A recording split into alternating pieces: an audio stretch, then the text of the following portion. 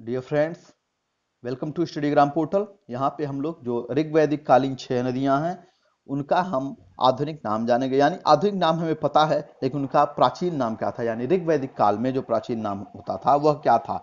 यह तो हम लोग यहाँ पे किसी एक कनेक्टिंग लिंक के जरिए हम उसको कनेक्ट करके याद करने का प्रयास करेंगे, जो कि सिर्फ एक बार 3 से 4 मिनट लगेगा। उसके बाद पूरी लाइफ कभी भूलेगा नहीं, क्योंकि यह इंटरेस्टिंग फैक्ट होते हैं, इंटरेस्टिंग कनेक्टिंग लिंक होते हैं, जिससे हम इनको याद कर लेते हैं। तो आइए बिना देरी किए हम लोग देखते हैं।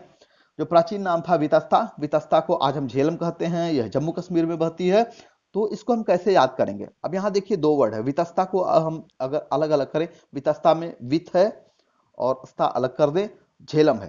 तो वित से हो जाएगा वीतना, झेलम से हो जाएगा झेलना। यानी कोई समय कैसे बीत रहा है, जैसे कोरोना का टाइम था, किसी तरह से बीत गया, लोगों ने इसको झेल लिया, तो ये वितस्ता से झेलम हो जाएगा।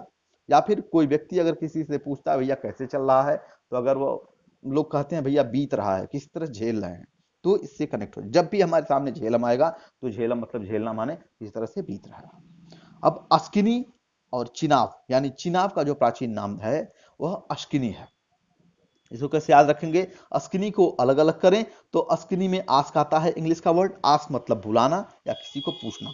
चिनाब को अलग अलग करें तो ची अलग हो जाएगा, और नाव, यानी नाव को नाव से मतलब है, यह नदी है इसलिए यहाँ पे नाव चलती है। कोई आता है, उसको नाव पे बैठना है तो वो आस्क करता है, तो इससे हम कनेक्ट कर लेंगे, यानी नाव को आस्क करेगा, यानी अस्किनी हो जाएगा। चिनाब, अस्किनी।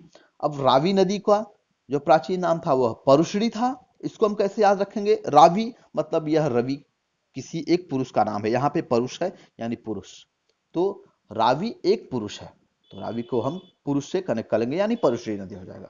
अब यहाँ पे जो ब्यास नदी है पंजाब में बहती है, इसका नाम विपाशा था। इसको हम कैसे याद रखेंगे?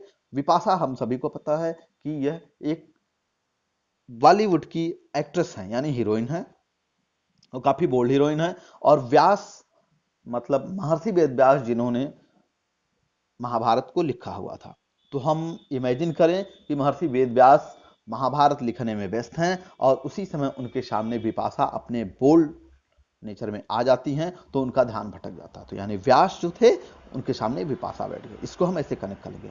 गंडक और सदा नीरा, सदा नीरा मतलब जिसमें पानी हमेशा बहता है। गंडक बहुत बड़ी या बहुत चौड़ी नदी है, जो कि लखनऊ के किनारे से, यानी बाराबंकी के किनारे से बहती है। अब इसको हम कैसे याद रखेंगे? सदा नीरा मतलब एक ऐसी नदी जिसमें हमेशा पानी बहता हो, तो उसके किनारे पे इंडस्ट्रीज लगती हैं, उसके किनारे पर फैक्ट्रियां लगती हैं, उनसे जो गंदा पानी निकलता है वह जाके नदियों को गंदा करता है, यानी गंदकी। गंडक से हम गंदकी बनाएं, और सदा नीरा मतलब सदा नीरा के किनारे फैक्ट्री होगी, यानी जो सदा नीरा नदी होगी उसके किनारे पर फैक्ट्री लगेगी और वह गंदगी निकलती है वहां से।